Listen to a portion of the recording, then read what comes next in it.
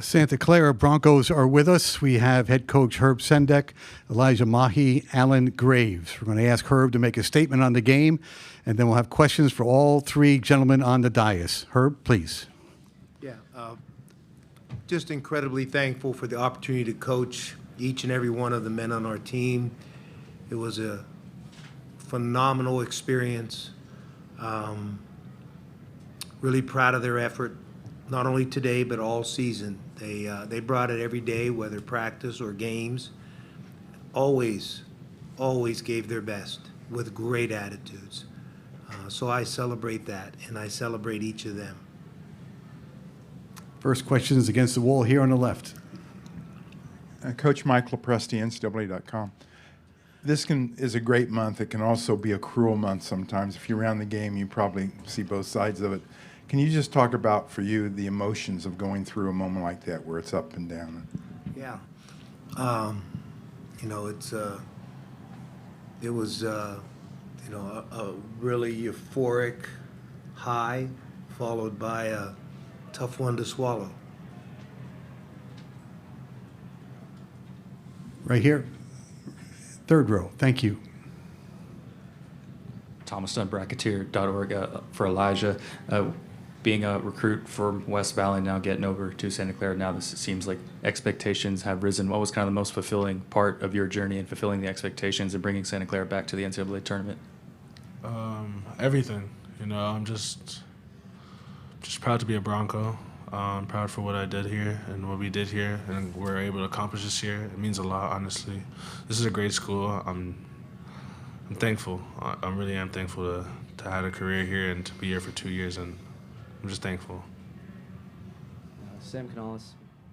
Hello? There we go. Sam Canales, Santa Clara Student Radio. On behalf of the student body, thank you guys. This was pretty unbelievable. First tournament in 30 years, just for any of you. Looking back on the accomplishments this season, the 15 conference wins, the first WCC final since 2007. What comes to mind when you think about this season as a team? Alan, then Elijah, please. Definitely just the hard work that we put in. We worked day in and day out in practice. We competed each and every day, and I'm glad that we got what we deserve, coming here, being able to play in March Madness, the biggest stage. Obviously, we didn't get the outcome we wanted, but I wouldn't change it for the world with these guys. I'm proud to be a Bronco and always will be a Bronco, and just happy to be here and be able to do it with these guys and, the genuine people that are here. The culture we built is amazing, and I feel like, we could do it again next year. Like he said, it took a lot of hard work to get here. Very thankful for my guys. I love my guys and all the work we put in together day in and day out, and it showed what we were able to do this year and the history we were able to make. And like he said, it hurts how it all ended, but I'm just thankful, man. God bless. I'm just thankful. Question here on the left. John Huang, Nolan Group Media in Lexington. Alan, can you kind of just walk us through that last few seconds in regulation? You hit that big shot, then Ortega hits. What was going through your mind then? Really running back, first of all, getting back transition defense. Ortega, I think, hit the layup, and then I saw it was 9 seconds on the clock, and I knew Sash had the ball, so just try to get myself into action, give myself a chance to make a play. And he hit me on the pick and pop, and as soon as the ball hit my hands, I knew, God willing, that it was going to go in. Even though I missed the first two I took earlier in the game, I just had confidence in my abilities, and I feel like this program has done a great job of, instilling that confidence in me and making sure that I'm ready for those big-time moments. And then, obviously, him coming down, hitting the half-court buzzer beater, it hurt in the moment, but we knew that we had overtime to play and that we had to be prepared, so I just tried to get the team back in the right mindset to play, go back out there and play. We have a Zoom call. Let's take it right now. Herb, this is Noah Furtado from the San Francisco Chronicle. In your 10 years leading this program, how do you reflect on, the turning points and what it took to build this into what it was and have it culminate in a game like today? Once again, I think my immediate reaction is one of gratitude, because I have a very clear mind and understanding, knowing that it has taken the collective efforts of countless people to provide this opportunity, to make this possible. People that may be on the outside don't get recognition. People may not know their names, but it's been the collective efforts from many within our university community that's allowed us to be in this place at this time. Question on the right-hand side, gentlemen. Herb, Ben Baby from ESPN.com. It looked like you might have been trying to get a timeout in the final seconds there. Kind of walk us through kind of that end-of-game sequence on your end and kind of what communication you might have had with the officiating crew in those last few seconds. Yeah. Well, I unequivocally called timeout, but they didn't grant it. I mean, I think the video evidence is clear, and anybody's able to pull it up. So, which, is a likely response after Allen hits the three, that the coach would be calling timeout to set the defense, which I tried to do, and I was successful in doing, other than it wasn't acknowledged or recognized. And so that's what happened. Right here, back to the left. Following up on that for the players, y'all were both on the court. I assume that's why you guys probably didn't foul him. Elijah, you're first, please.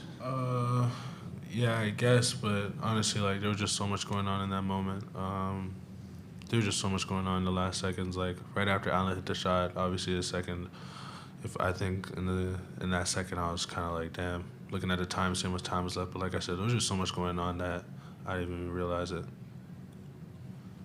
I'd say it was a lot of emotions involved in that play. Obviously, hitting a shot like that, it was exciting.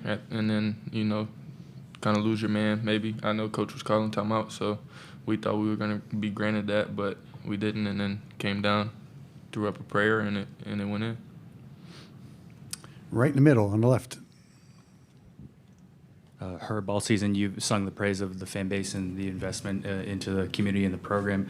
What's your message to them in terms of what should be the lasting memory of this team and what they did? I think there'll be time subsequently to reflect on all that. What you find is sports is a tremendous vessel to enjoy relationships. Whether it's a son coming to the games with his dad. Tonight my father was able to be in the stands together with other family members. The relationships of, you have with your staff, your teammates.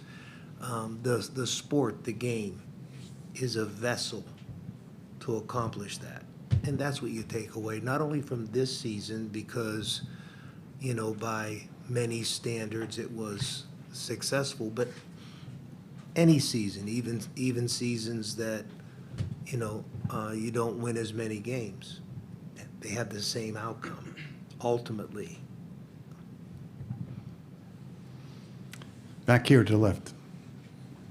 Coach, in such an emotional game like this, your personality kind of shows through. You mentioned yesterday about your calm demeanor and such, but at the end of regulation, the game is still tied. So how do you kind of reset so that you're able to approach overtime with the right mindset?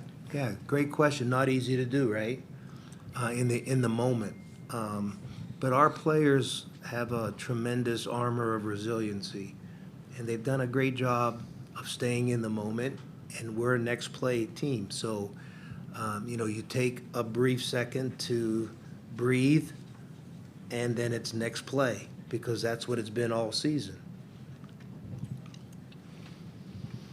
Anything else for the Broncos? Okay, final question here on the left. Hey, Nicholas, Santa Clara Student Newspaper. Elijah, can you talk about the players that are staying and what you see from them looking to next year? Pardon me, you got that one?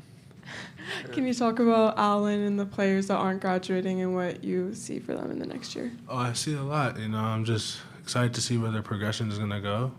Santa Clara does a great job of helping these guys get player development. So we're already seeing it throughout this year and how they're able to progress within the season. So I'm excited to see how they're going to take it to the spring and into the summer and into next year. Okay. Thank you very much. Gentlemen, you are excused. Congratulations on your season.